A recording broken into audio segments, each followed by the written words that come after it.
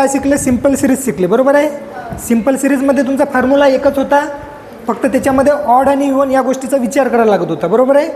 आणि जेव्हा तुम्ही डिस्क्रीट सिरीज पाहिलं त्यामध्ये काय होतं? n+1 होतं. आणि आता जी सिरीज आपल्याला यूज करायची आहे ती आहे n/2 ते टर्म. हे ध्यानात ठेवायचं आहे. पहिली सिरीज ही पहिले आपल्याला फॉर्म्युला हा वापरायचा आहे. पहिले आपण 2 फॉर्म्युले यूज करत होतो पहिल्या याच्यामध्ये. तोच 2 फॉर्म्युले आपण काय करत आहे, एक जो ऑडवाला होता तो आपण डिस्क्रीटमध्ये वापरला आणि इवन जो आहे तो आपण कशामध्ये वापरत आहोत? कंटिन्यूमध्ये वापरत आहोत, कंटिन्यू सिरीजमध्ये. हे ध्यानात ठेवायचं आहे तुम्हाला. ओके, एवढं फक्त ध्यानात ठेवायचं आहे. काय काय सांगितलं आपण की सिंपल सिरीजमध्ये आपण 2 फॉर्म्युले होते. पुन्हा सांगत आहे, सिंपल सिरीजमध्ये आपण 2 फॉर्म्युले यूज करत होतो. एक होता ऑड नंबरसाठी, ऑड नंबरसाठी जो फॉर्म्युला होता तो होता n+1/2 ते टर्म. ओके, हा फॉर्म्युला. त्यानंतर जर इवन नंबर जर असतील तर आपण n/2 ते टर्म हा फॉर्म्युला यूज करत होतो. ओके, इवनसाठी कोणता वापरत होतो? n/2 term. हे 2 फॉर्म्युले आपण यूज करत होतो, बरोबर आहे. या दोनपैकी एक कोणता तरी फॉर्म्युला जे आपल्याला गरज असेल तो आपण यूज करत होतो. पण त्यानंतर आपण डिस्क्रीट सिरीज पाहिली. डिस्क्रीट सिरीजमध्ये आपण हा एकच फॉर्म्युला यूज केलेला आहे. आणि आता कंटिन्यू सिरीजमध्ये याला न वापरता आपल्याला याचा यूज करायचा आहे. डिस्क्रीट सिरीजसाठी हा यूज करायचा, कंटिन्यू सिरीजसाठी हा यूज करायचा. परंतु कंटिन्यू सिरीजमध्ये आपल्याला हे झाल्यानंतर एक्स्ट्रा एक फॉर्म्युला यूज करायचा आहे. तो फॉर्म्युला आहे हा m=L1 + L2 + L1 divided by F1 m-c. हा फॉर्म्युला तुम्हाला इथं यूज करायचा आहे. हा फॉर्म्युला झाल्यानंतर आता कशा पद्धतीनं प्रॉब्लेम सॉल्व करायचं ते आपण बघू. इथं आपल्याला काहीही घेणं देणं नसते. इथं आपली सिरीज कशी राहते? कंटिन्यू सिरीज राहते. ती कंटिन्यू आपली ऑडही नाही राहत आणि इव्हनही नाही राहत. ओके, जसे की ही तुमची इथे सिरीज दिलेली आहे 10 to 20, 20 to 30, 70 to 80 इथपर्यंत आपल्याला ही सिरीज दिलेली आहे. पहिले आपण काय करत होतो? आपल्याला गरज पडत होती तर आपण मिड पॉईंट काढत होतो, MV काढत होतो, बरोबर आहे. पण इथं आपल्याला MVची गरज नाही, MV काढण्याची गरज नाही. इथं आपल्याला डायरेक्ट याचा ग्रुप निवडायचा आहे.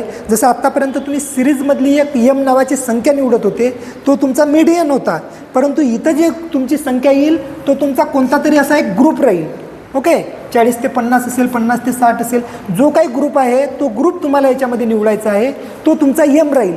M काढण्यासाठी त्या ग्रुपचा आपल्याला आधार करावा लागते आणि ते तुमचा L2 किंवा L1 ते ग्रुपमध्ये दिलेली संख्या राहते. ते आपण पुढे बघू. ओके, पहिले आपल्याला काय करायचं आहे की आपल्याला पहिले ग्रुप निवडायचा आहे की मीडियमसाठी आपला ग्रुप कोणता आहे.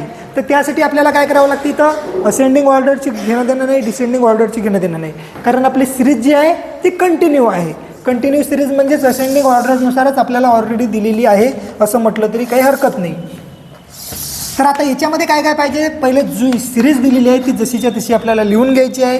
ती आहे आपल्याला 10 to 20, 10 to 30, 30 to 40, 40 to 50, 50 to 60, 60 to 70 आणि 70 to 80 इथपर्यंत आपली सिरीज आपल्याला दिलेली आहे. ओके, त्यानंतर आपल्याला फ्रिक्वेन्सी जी आहे ती जशीच्या तशी आपल्याला लिहून घ्यायची आहे. फ्रिक्वेन्सी दिलेली आहे 2, त्यानंतर दिलेली आहे 18, 30, 45, 35, 20 आणि 63. बरोबर, 20 आणि 63 इथपर्यंत आपल्या गोष्टी झालेल्या आहे. आता याच्यामध्ये सुद्धा आपल्याला CF पाहिजे. ओके, CF शिवाय ह्या गोष्टी शक्य नाही. तर आपल्याला कम्युलेटिव्ह फ्रिक्वेन्सी काढावीच लागते. CF काढताना आपल्याला घ्यायचं आहे पहिले 2, त्यानंतर किती येईल 20, त्यानंतर 50, त्यानंतर 95, त्यानंतर 130, त्यानंतर 150, त्यानंतर 213 येते का बघा? चुकू शकते, तुम्ही बघून घ्या. आता याची टोटल केल्यावर समजेल. पायाची टोटल करा पहिले. 2, 18, 20 हे 50, 50 आणि 45, 95, 130, 150, 213. तुमचा N काय राहील? तर 213 राहील. इथपर्यंत कोणाला काही प्रॉब्लेम आहे? हा तुमचा टेबल झालेला आहे. तुम्हाला टेबल करायचा आहे. टेबल केल्यानंतर आता तुम्हाला काय करायचं आहे की हा फॉर्म्युला अगोदर यूज करायचा आहे. द साईज ऑफ आता एन किती आलेला आहे तुमचा, तर 213 आलेला आहे, डिवायडेड बाय 2.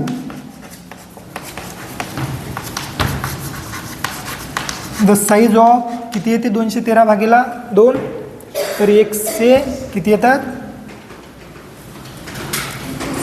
106.5. 106.5 आयटम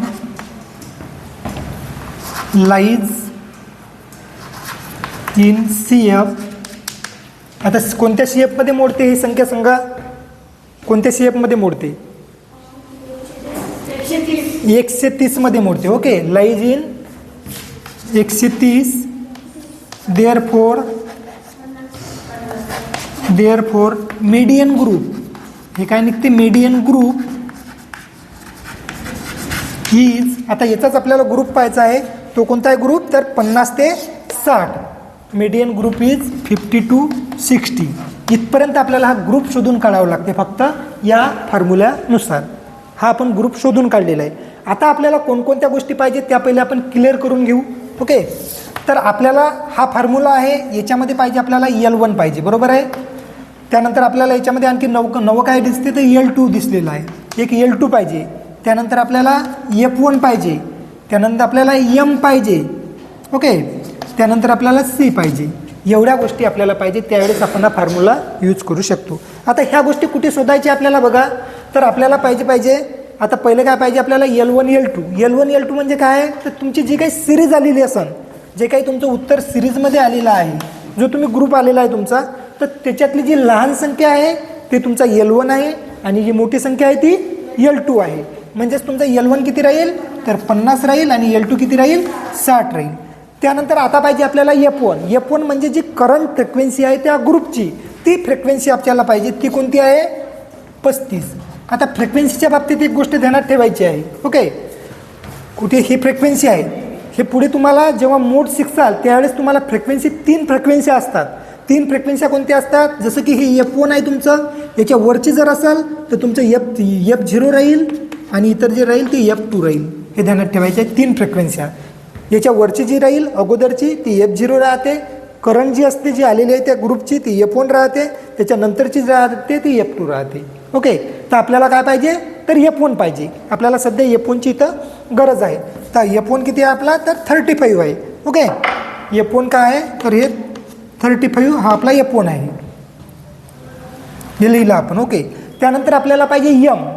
हा जो M आहे, अगोदर जो आपण M काढलेला आहे आणि डिवायडेड करून जे आन्सर आपल्याला आलेलं आहे, जे आपला डायरेक्टली आन्सर आलेलं आहे ते आन्सर तुमचा M राहते. म्हणजेच 106.5 हा तुमचा M आहे. ओके, हे ध्यानात ठेवायचं. आता पाहिजे आपल्याला C. आता हे C कुठे पाहायचं आहे, तर जी तुमची क्युम्युलेटिव्ह फ्रिक्वेन्सी आहे, जो तुमचा ग्रुप निवडला होता त्याच्या वरची फ्रिक्वेन्सी जी क्युम्युलेटिव्ह फ्रिक्वेन्सी आहे ती तुमची C राहील. हे ध्यानात ठेवायचं राहील. सर्व गोष्टी आपल्या क्लिअर झालेल्या आहे. L1 कुठून आला, L2 किती कुठून आला, F1 कुठून आला, M उच्चा घेतला आणि हे याच्या वरची संख्या घेतलेली आहे. ओके, या ग्रुप जो काही इथं निवडलेला आहे त्याच्या वरचा CF आपल्याला घ्यायचा आहे. एवढ्या गोष्टी आपल्याला क्लिअर करायच्या आहे. आता हे झाल्यानंतर आपल्याला फॉर्म्युल्यामध्ये टाकायचं आहे. आता L1 किती घेतला होता आपण, तर 50 घेतलेला आहे. यामध्ये आपल्याला प्लस करायचं आहे. L2 किती आहे, 60 आहे. इथं प्लस करायचं आहे आपल्याला 50. एक मिनिट याच्यामध्ये पाहून घ्या, मायनस नाही ना, प्लसच आहे ना, ते पाहून घ्या. आहे ना, ओके, नाही तरी पण कन्फ्युजन नको.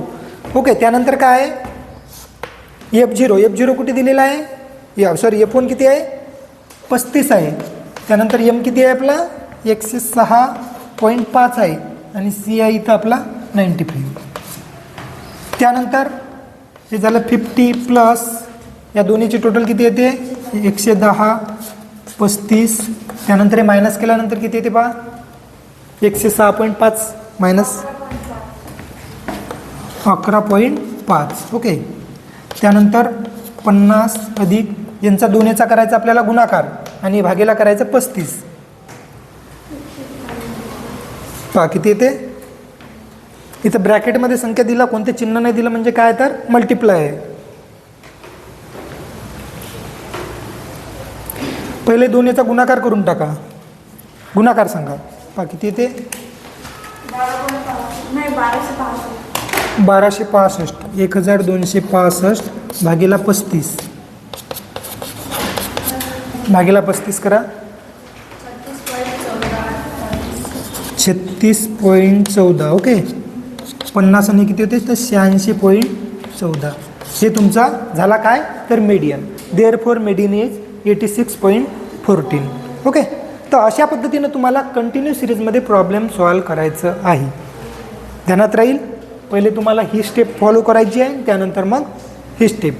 फक्त ह्या गोष्टी तुम्हाला समजल्या पाहिजे की ह्या कशा निवडायच्या हे समजलं की झालं काम ओके. आणि फॉर्म्युला पार्ट झाला पाहिजे. काही प्रॉब्लेम आहे कोणाला ओके घ्या लिहून.